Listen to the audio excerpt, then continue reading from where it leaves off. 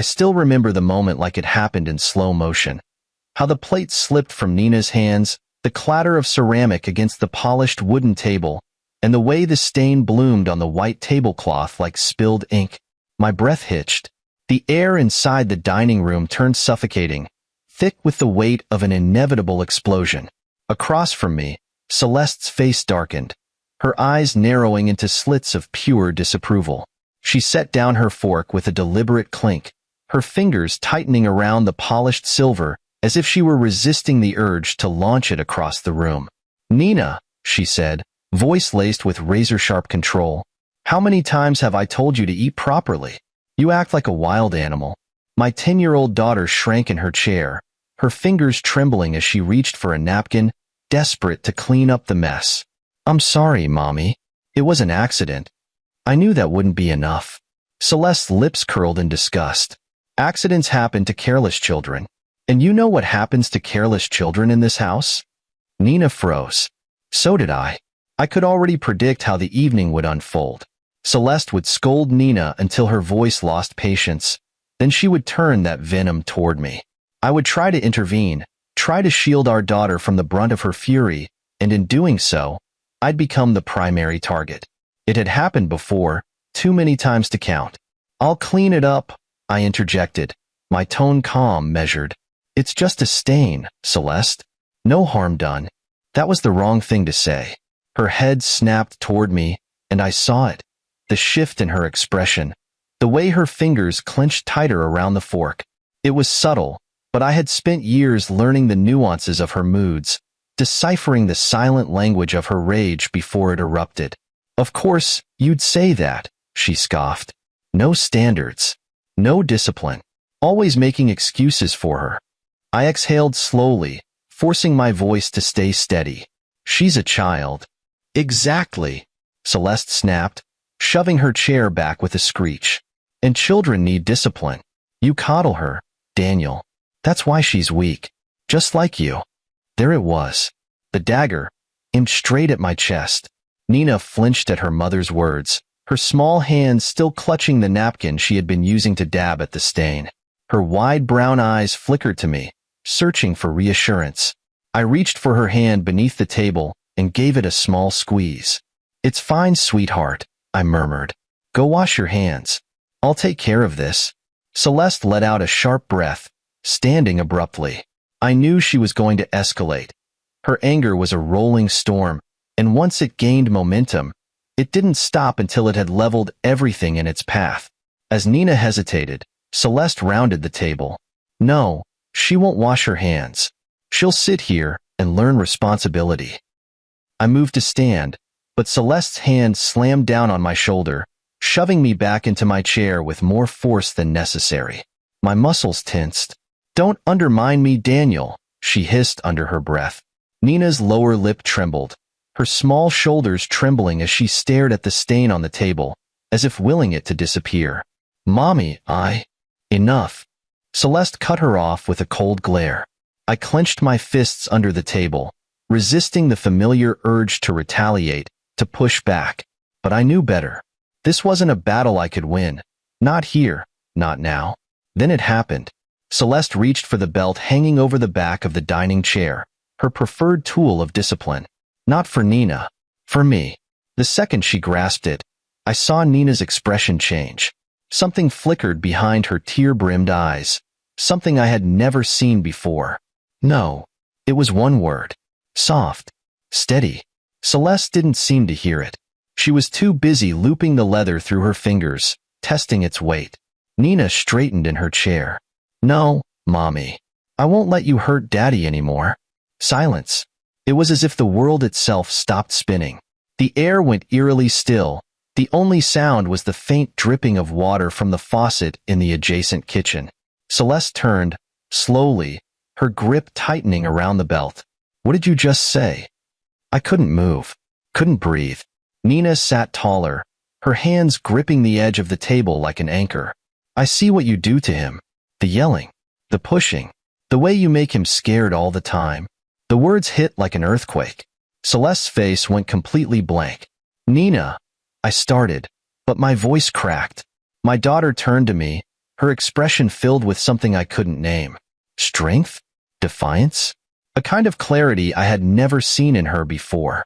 "Daddy," she whispered, voice trembling. "You don't have to let her do this." Celeste let out a harsh laugh. "You think you know anything about this little girl?" "I know enough," Nina shot back. Celeste's nostrils flared, her free hand clenching into a fist. "Daniel, look at what you've done. You've poisoned her against me." I swallowed. My mouth was dry, my hands clammy. "Celeste, put the belt down." "Or what?" she sneered. I had no answer. For years, I had lived in quiet submission, telling myself it was easier this way, that taking the brunt of her cruelty was worth it, if it meant keeping the peace. But now, with my daughter standing between us, refusing to back down, refusing to let me take the fall, something inside me cracked wide open. Nina turned to me, reaching for my hand. "Let's go, Daddy." I met her gaze. She was scared, but she wasn't wavering. And for the first time in years, I realized I had a choice. A breath left my lips. My fingers tightened around hers. Celeste's grip on the belt loosened slightly, her expression shifting from fury to something close to disbelief. "You wouldn't dare," she whispered, but I did. Pushing back my chair, I stood, taking Nina with me. Celeste took a step forward, her knuckles white around the belt. "If you walk out that door, Daniel, you'll regret it." I didn't answer, because at that moment, regret was no longer something I feared. As I led my daughter away from that table, I knew one thing. This wasn't over. Not yet. Celeste wasn't the type to let go easily. But the dam had been broken, and for the first time, I wasn't going to just let her win. My daughter's words still echoed in the air between us, raw and powerful, like a match dropped onto gasoline. "No, Mommy. I won't let you hurt Daddy anymore." Celeste's face had frozen in shock, her hands still clutching the belt. She didn't move, didn't blink. It was as if she couldn't process what had just happened. For the first time in years, I saw something flicker behind her eyes, uncertainty. For a split second, I almost felt sorry for her. Almost. Then, as if reality crashed back into her, her expression twisted. Her grip on the belt tightened, and she let out a sharp, humorless laugh.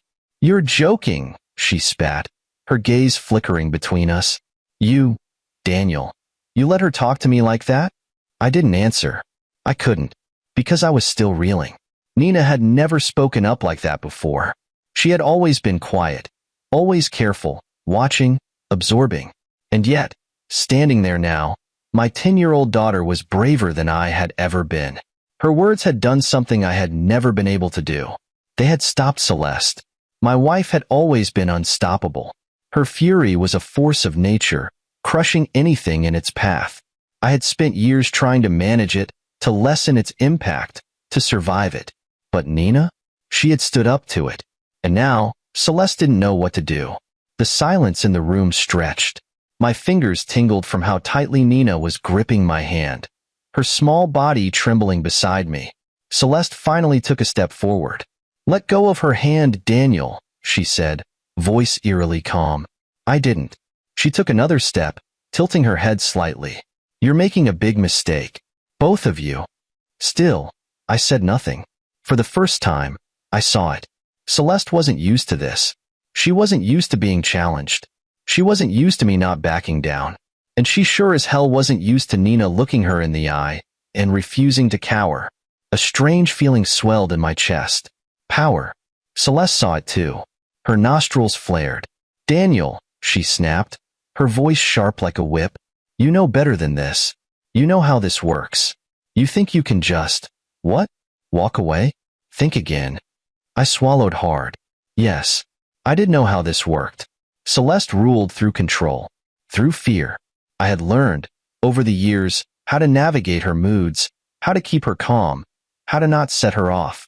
I had learned to be quiet, to accept the blame, to let the bruises fade. I had told myself it was better this way, that if I endured it, if I took it, then Nina wouldn't have to. But Nina had been watching all along. She had seen everything.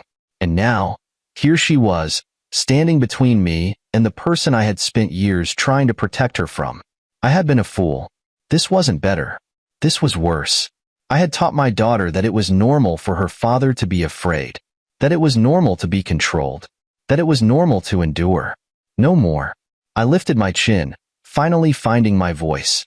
We're done, Celeste. Her mouth twitched. A laugh bubbled up from her throat, but it was forced.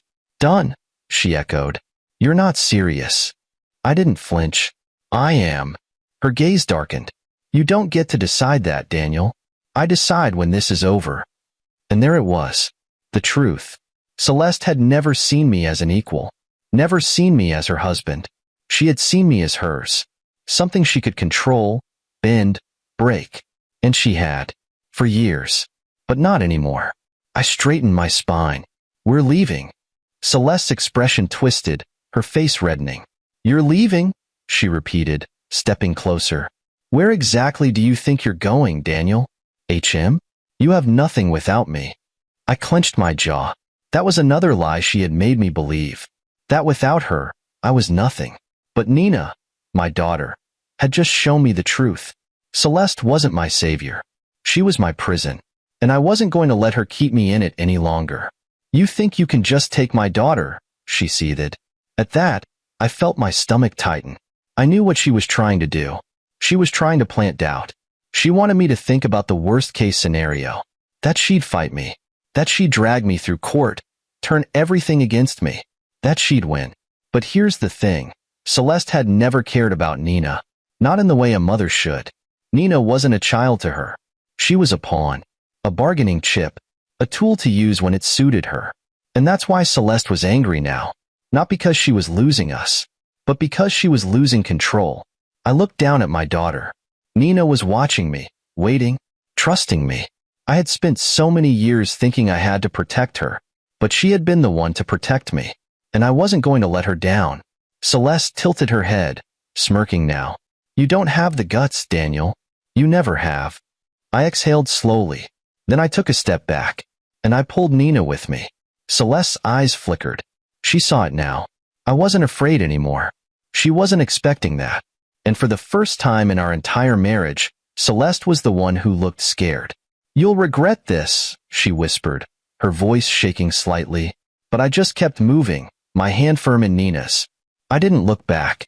I didn't hesitate. Because for the first time, I wasn't just surviving. I was leaving. I gripped Nina's hand as we walked away from that table, my body thrumming with adrenaline.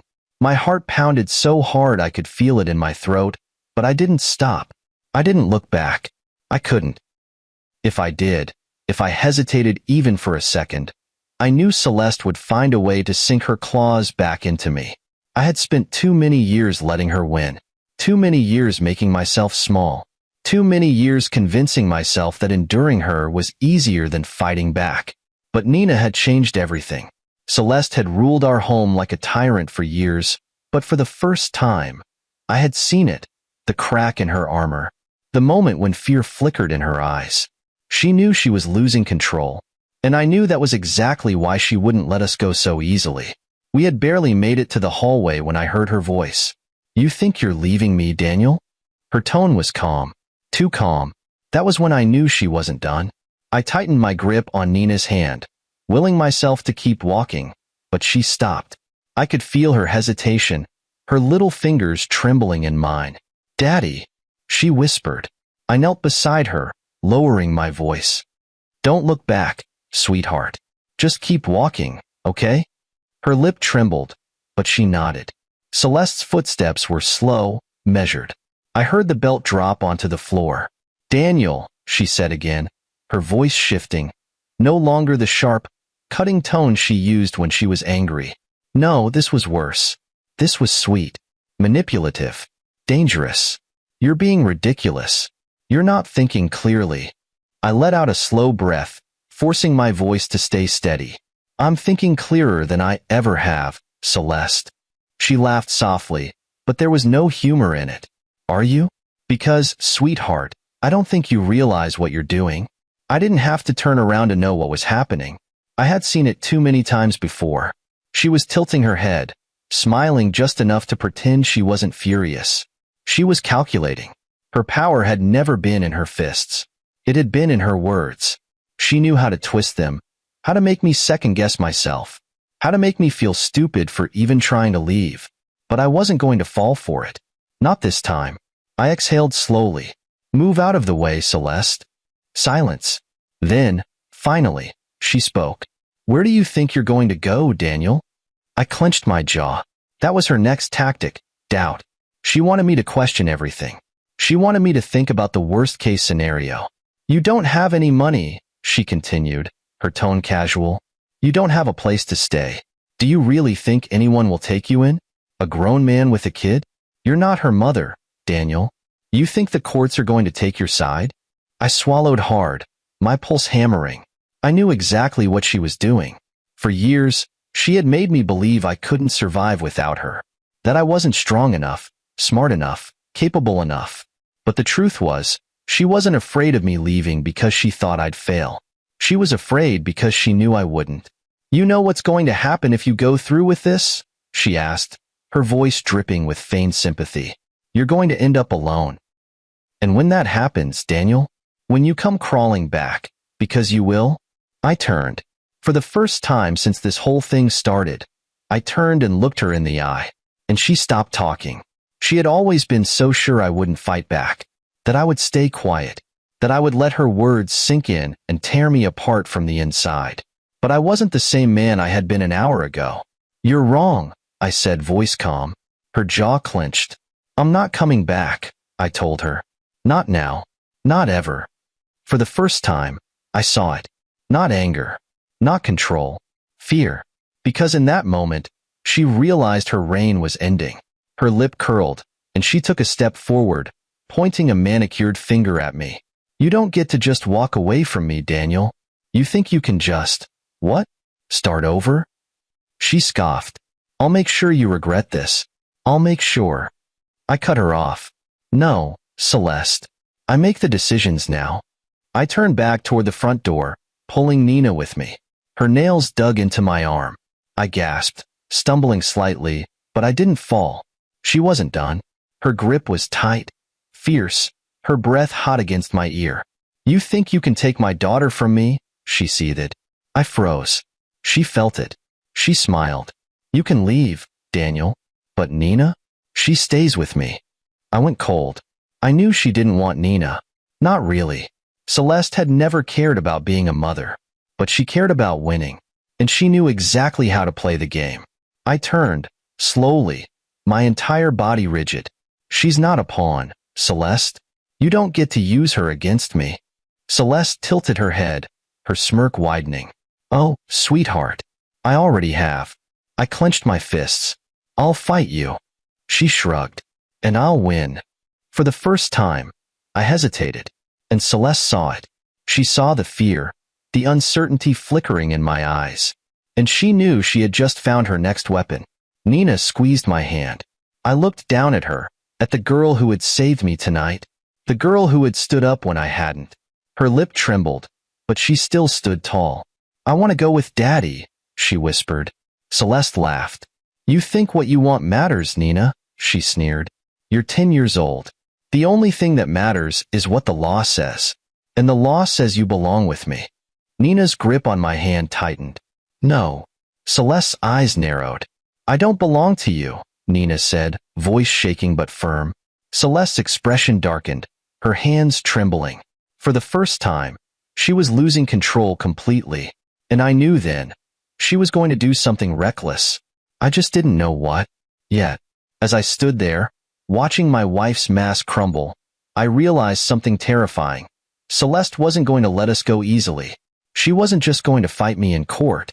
She was going to destroy me first. And I had just run out of time to stop her. I should have seen it coming. I should have known that Celeste wouldn't let me go without a fight. That she wouldn't accept losing. Not to me, not to anyone. But I had spent years underestimating her. Years believing that if I just endured long enough, she would lose interest. That if I absorbed her anger, it wouldn't spill over to Nina. I had been wrong. Because as I stood there, gripping my daughter's hand, I saw it. The flicker in Celeste's eyes, the way her body stiffened. She was planning something. Something worse. Daniel, she said, her voice too smooth, too calm. I didn't answer. I just watched her, waiting. You need to think about this, she continued.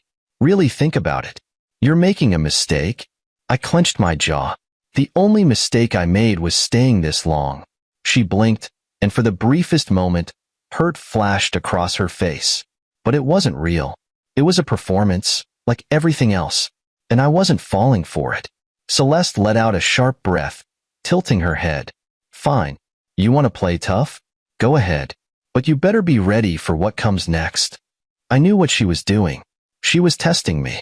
Pushing, poking, trying to find a crack she could slip through. I didn't give her one. I just stared back. The silence stretched, thick and suffocating. Then she smirked. You think you're free already, don't you? Nina's grip on my hand tightened. Celeste's gaze flickered down to our daughter, and her smirk widened. Let's see how long that lasts. I felt it in my bones, the threat beneath her words, the promise that she wouldn't just let us walk away. I turned, forcing my legs to move, forcing my breath to stay steady. Keep walking. Don't let her see you're scared. But my fear wasn't for me. It was for Nina. I didn't have a plan yet. I didn't have a place to go, money to fall back on, legal protection. But I had one thing stronger than all of that. I had decided to fight, and that had changed everything. The first move. The moment we stepped outside, the cool night air hit me like a slap. It was grounding. Real. I crouched in front of Nina, my hands on her small shoulders. We're okay, I told her, even though I wasn't sure it was true. We're going to be okay. She searched my face. She's not going to let us go, is she? I swallowed hard. No, sweetheart. She's not. Nina took a deep breath, her lip trembling, but she nodded. She was scared, but she trusted me. I wasn't going to let her down. Pulling out my phone, I did something I hadn't done in years. I called Jonah. It rang once, twice. Then, his voice. Daniel? I exhaled, tension leaking out of my chest. Yeah. A pause. Holy shit. Is this real? I closed my eyes. I need your help. Jonah was silent for a moment, then, tell me where you are. 15 minutes later, Jonah's car pulled up at the curb. He stepped out, eyes scanning me, scanning Nina, scanning the house behind us. Jesus, he muttered. I thought this day would never come. I didn't have the energy to explain. Jonah turned to Nina, offering a warm smile. Hey kiddo, you probably don't remember me. She hesitated, then shook her head. I do. He nodded. You look just like your dad. Nina glanced up at me. Is he your friend? I swallowed. Yeah, a long time ago. Jonah's gaze sharpened. And now again. Celeste had isolated me from everyone. Friends, family. She had made sure I had no one to turn to. But Jonah had waited. I felt something crack deep inside me, something raw and painful. Let's go, I said. Before she realizes we're really doing this. Jonah opened the car door. Get in. The war begins. The second we pulled away from the curb, I felt my phone vibrate. Celeste. I let it go to voicemail. Another call. Then another. Then a text. You are making the biggest mistake of your life. I exhaled. She wasn't scared. She wasn't sad. She was furious. And that meant she was already plotting. Jonah glanced over. She knows you're gone, doesn't she? I nodded. Then we need to get ahead of her. I rubbed my temples. She'll try to take Nina from me. Jonah's grip on the wheel tightened. Yeah, and she's got the money and connections to do it. I closed my eyes. Celeste's reach was long. She had resources. She had a reputation to protect. She wasn't going to fight fair. Jonah hesitated. I have something. I looked at him. What? He sighed. There's a lawyer. A damn good one. But she won't be cheap. I didn't have money. Celeste had made sure of that. But I had something better. Leverage. The plan. Jonah pulled up to a small house, his house. He turned off the engine and looked at me. She's going to come at you with everything she's got, he warned. She'll lie. She'll manipulate. She'll make you look like the bad guy. I knew that. Jonah's voice lowered. But I've been watching her for years, man. I know things. I frowned. What kind of things? He reached into his pocket and pulled out a flash drive. My pulse quickened. What is that? Jonah's expression darkened. Evidence. I swallowed. What kind of evidence?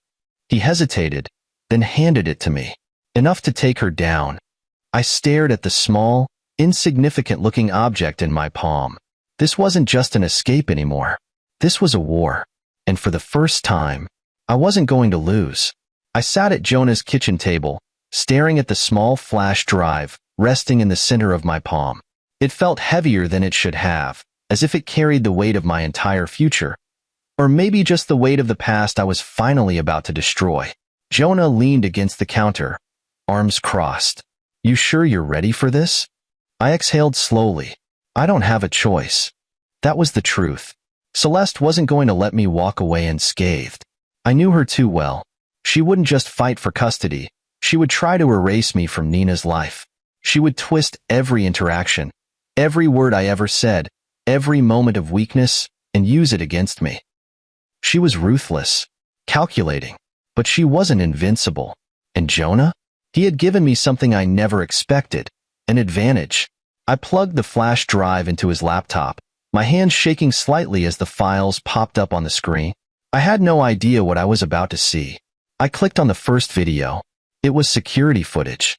At first, it didn't make sense. Grainy footage of an office, a dimly lit hallway. Then I saw her.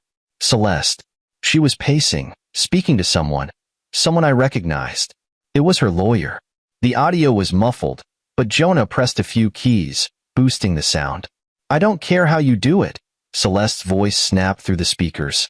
I want full custody. Make him look unstable. You know how easy it is to make a man seem dangerous in court. My stomach dropped. Jonah glanced at me. There's more. The next video was even worse. Celeste was in a restaurant, sitting across from a police officer.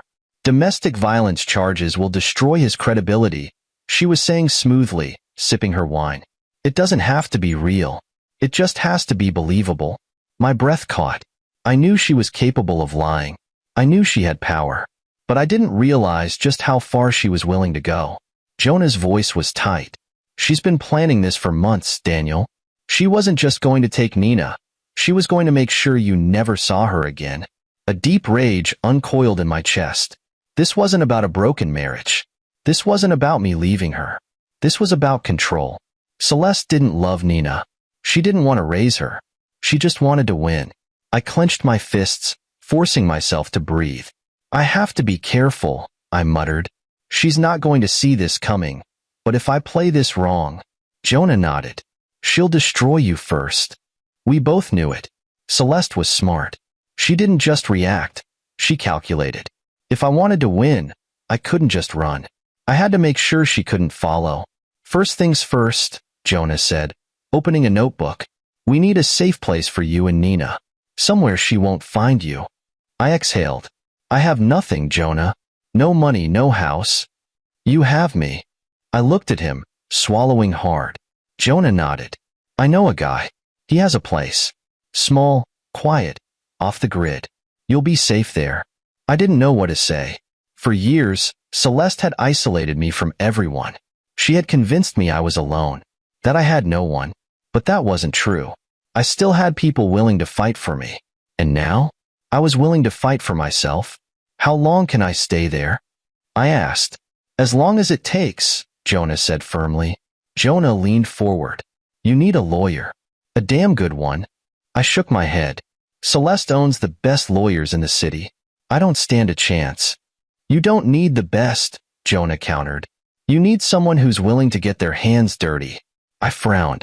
Who? Jonah smirked. Ever heard of Mara Caldwell? My stomach tightened. The divorce lawyer? Yeah, Jonah nodded. The one who tore apart Senator Willard's case and made his wife walk away with everything. I let out a slow breath. She won't be cheap, I muttered. Jonah's smirk widened. That's why we're going to make sure Celeste pays for it. I raised an eyebrow. How? Jonah leaned back, arms crossed.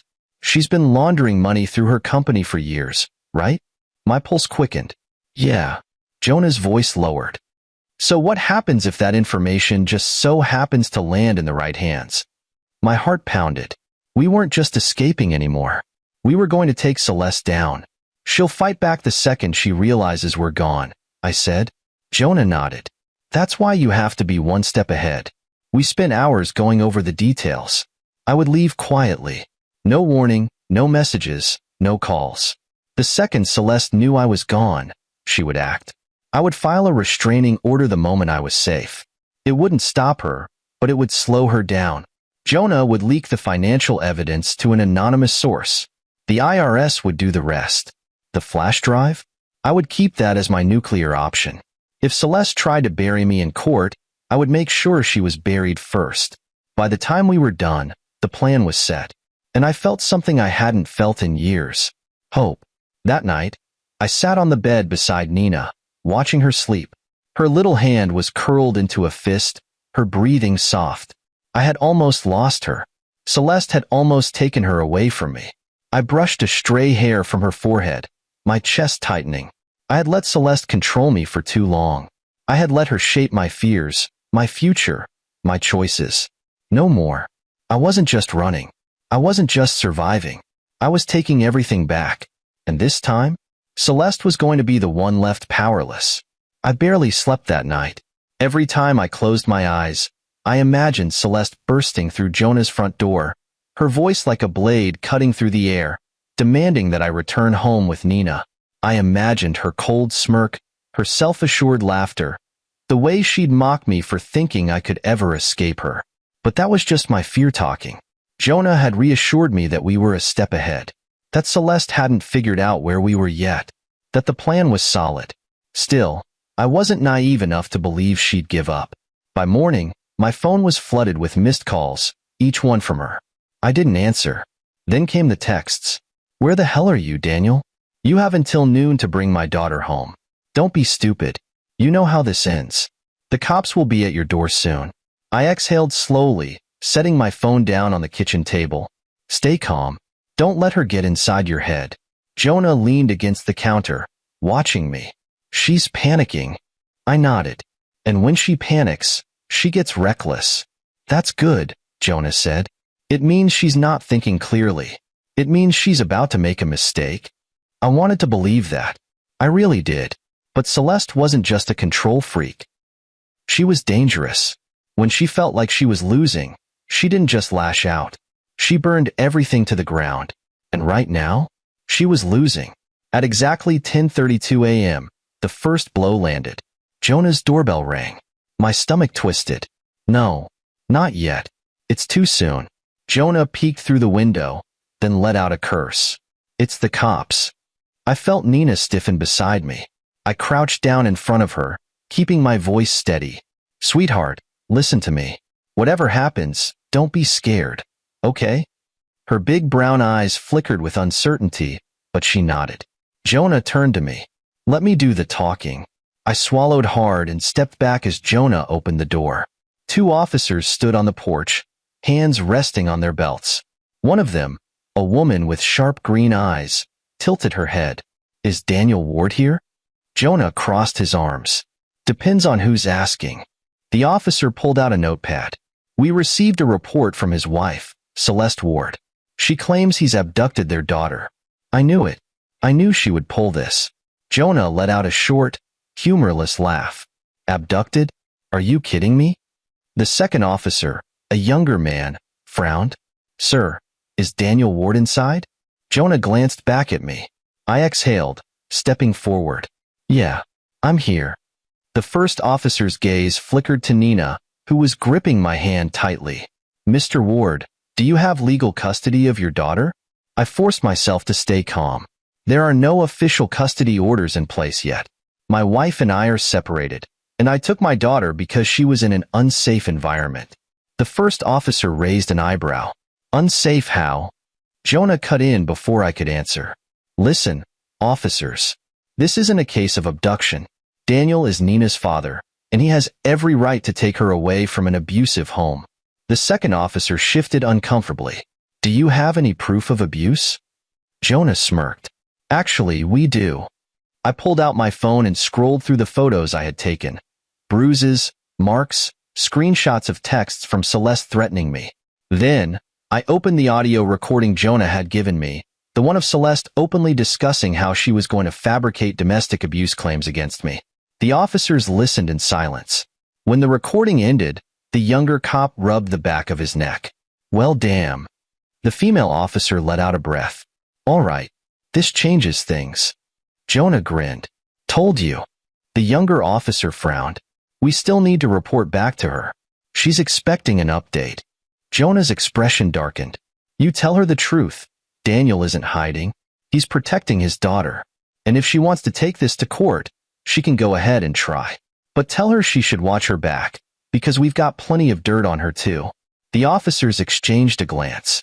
Then, after a tense beat, the female cop sighed and nodded. We'll file this as a civil matter for now. No arrests. But you should get a lawyer, Mr. Ward. This isn't over. I nodded. Already working on it. With that, they turned and left. The second the door closed, I exhaled. That was too close, I muttered. Jonah shrugged. Yeah, but we won. Nina tugged on my sleeve. Does this mean we're safe now? I knelt in front of her, brushing a strand of hair from her face. Not yet, sweetheart. But we're getting there. The next move. I knew Celeste wouldn't stop here. She had tried the police. That didn't work. So what would she try next? Jonah leaned against the counter. She's running out of options. That means she's going to get desperate. I nodded. Which means we need to move faster. I called Mara Caldwell, the high-profile divorce lawyer Jonah had recommended. She picked up on the third ring. This is Mara, she answered, her voice brisk. My name is Daniel Ward, I said. I need your help. I told her everything. The abuse. The escape. The threats. The fact that Celeste had just called the police on me. Mara listened in silence, then said, You need a restraining order. Immediately. I exhaled. Will that even stop her? It'll slow her down, she admitted. And it'll look good in court. If she tries anything else, she's digging her own grave. She paused. You have money? She asked bluntly. I hesitated. Not much. Then we need to hit her where it hurts. I felt a slow smile tug at the corner of my mouth. We already started. Mara chuckled. Then let's finish it. The calm before the storm. That night, Nina curled up on the couch beside me, her head resting against my arm. I ran a hand through her hair, listening to the sound of her steady breathing. For the first time in years, I didn't feel helpless. Celeste had ruled my life for so long, controlled me, manipulated me, made me believe I was nothing without her. But now, I was taking my life back, and I wasn't just going to escape. I was going to make sure she never controlled anyone ever again. Because Celeste thought she was untouchable. She thought she was too smart, too powerful, too careful. But she had made one mistake. She underestimated me. And by the time she realized it, it would be too late. The morning after the cops showed up, I knew I had to move fast. Celeste wasn't done. Not even close. I sat at Jonah's kitchen table, staring at my phone. My lawyer, Mara Caldwell, had already started drafting the restraining order, but that was just the first step. Celeste would fight back harder than ever now, and I had no idea what her next move would be. She's gonna hit you where it hurts, Jonah muttered, pouring himself a cup of coffee. You sure you're ready for that? I exhaled. She already tried to use the cops against me. What else can she do? Jonah raised an eyebrow. You really want to ask that question? I didn't. Because I knew Celeste too well. She wasn't just going to attack me in the courts. She was going to destroy my entire life. And I had to be ready. The call that changed everything. My phone rang around noon. Unknown number. Jonah leaned forward. Answer it. I hesitated, then hit accept. Hello? A deep voice came through the line. Mr. Ward? I frowned. Who is this? There was a pause. Then, my name is Malcolm Graves.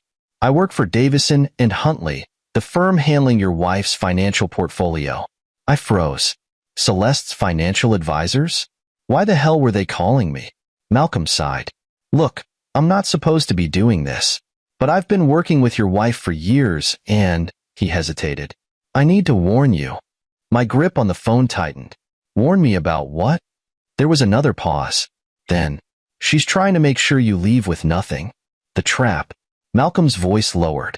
Your wife has been preparing for this for a while, Mr. Ward. She's liquidating assets, shifting money into offshore accounts, and preparing to claim you as a financial liability. I swallowed hard. What does that mean? Jonah was watching me closely now, his eyes sharp. It means, Malcolm said slowly, that by the time she's done, she'll make it look like you drained your family's money, spent recklessly, and left her financially devastated. It's not true, obviously, but on paper, it'll look like you were the one who put her in a bad position. I felt sick. Celeste had always been strategic. She never made a move without ensuring she would win. I had expected her to fight dirty. But this? She was planning to destroy my reputation, my credibility, and my financial future, all at once. And I never even saw it coming. The turning point. Malcolm exhaled on the other end of the line. I don't like her, Mr. Ward. I never have. But I've kept my mouth shut because she's dangerous. I clenched my jaw. So why are you telling me this now? Because I've seen too many people like you get crushed by people like her, he admitted. And frankly, I don't want to be a part of it anymore. Jonah was already scribbling something on a notepad. He slid it toward me. Ask him if he has proof. I swallowed. Malcolm, do you have evidence? There was a pause. Then, yes. My chest tightened. How much? Malcolm hesitated. Enough to prove she's been laundering money through fake business expenses for years. If this ever came out, she wouldn't just lose the divorce. She could lose everything. I sat back in my chair, barely able to breathe. Jonah let out a low whistle. Damn. I rubbed a hand over my face. And you're willing to give this to me? Malcolm's voice was careful. If you agree to keep my name out of it, and if you promise me one thing. I narrowed my eyes. What? Make sure she doesn't win. The shift in power. I ended the call with Malcolm 15 minutes later, my heart pounding. Jonah stared at me. Did that just happen? I nodded. It happened. He let out a laugh. Holy hell. You have her entire empire in your hands. I swallowed hard, staring at my phone. Celeste thought she was untouchable, that she could move money, manipulate the system, and walk away clean. But now, I had everything I needed to ruin her. Jonah grinned. So what's the plan? I exhaled. We do this smart. We don't rush it. If we go at her too soon, she'll find a way to slither out of it. Jonah nodded. Agreed. But we don't have much time. You need to move before she does. I turned to my laptop and pulled up my email. First step? I send everything to Mara. We go legal. Jonah smirked. And then? I met his gaze. Then we take everything from her. Over the next few hours, Mara responded with clear instructions. We file for an emergency financial audit of Celeste's accounts. This would freeze her ability to move money until the courts could review where it was going. We submit evidence of financial fraud to the proper authorities. If the IRS took interest, Celeste would be in deep trouble. We take the fight public. Celeste thrived on her reputation. The second people started questioning her integrity, her world would start to crumble. I was playing her game now, and I wasn't going to lose. The final warning. At exactly 7:45 p.m., my phone buzzed again. Celeste. I stared at the screen, my pulse steady. Answer it, Jonah said. I put it on speaker. Celeste's voice was calm. Too calm. You've been busy, Daniel. I said nothing. I don't know what little tricks you think you're pulling, but let me be clear, she continued. You're still going to lose. You're still going to end up with nothing. And Nina? She's still mine. My fingers tightened around the phone. Are you done? I asked flatly. Celeste laughed. Not even close, sweetheart. This is just getting started. I let out a slow breath. Good, I said. Because so am I. A beat of silence. Then, you really think you can beat me? She asked, her voice laced with amusement. I smiled. I don't think, Celeste. I know. For the first time, I heard it, uncertainty. Celeste wasn't in control anymore. And she knew it. Celeste's threats echoed in my mind long after I ended the call.